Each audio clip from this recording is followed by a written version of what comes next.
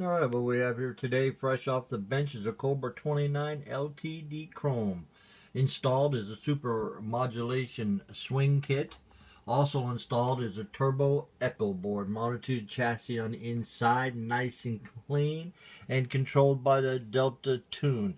I have also done the modification for the talkback, so it's nice and loud. You can actually hear it or you can shut it off.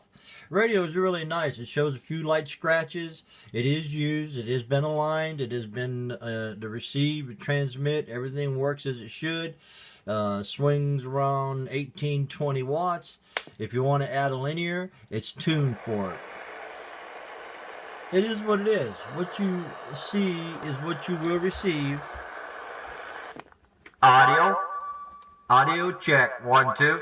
Hello.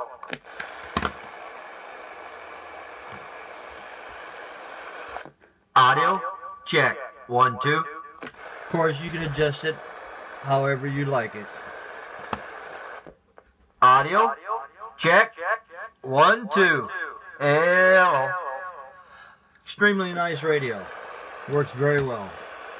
What you see is what you will receive. It will include the power cord, the bracket, the mic clip, mic. Very nice radio.